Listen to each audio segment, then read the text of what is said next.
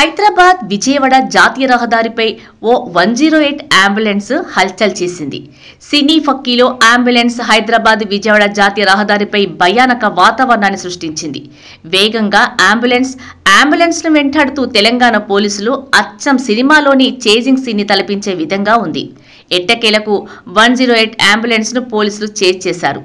Ambulance రోడ్డుపైన హల్చల్ ఎందుకు చేసింది, తెలంగాణ పోలీసులు హైవే పైన అంబులెన్స్ ను ఎందుకు చేజ్ చేశారు అనే వివరాలు ఇప్పుడు తెలుసుకుందాం. ఓ వ్యక్తి 108 అంబులెన్స్ ను చోరీ చేసి విజయవాడ వైపు తీసుకువెళ్తున్న క్రమంలో దొంగను పట్టుకోవడానికి పోలీసులు రంగంలోకి దిగారు.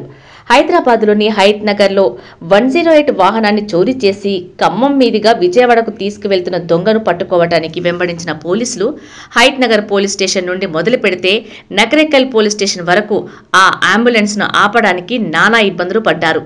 ఎక్కడికక్కడ ఆ రూట్లో ఉన్న పోలీస్ స్టేషన్లను అలర్ట్ చేస్తూ వస్తున్నప్పటికీ అంబులెన్స్ దొంగ ఎక్కడ ఆగకుండా వేగంగా వెళ్లిపోయాడు.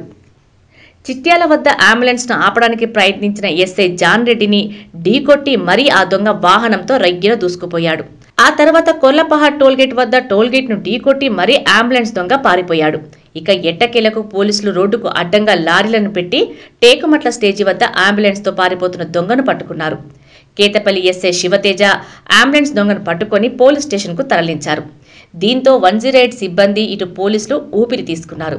ఈ మొత్తం ఎపిసోడ్లో అసలు విషయం ఏమిటంటే 108 అంబులెన్స్ చోరీ చేసి విజయవాడ వైపు తీసుకువెళ్తున్న వ్యక్తి మతిస్థిమితం లేని వ్యక్తి.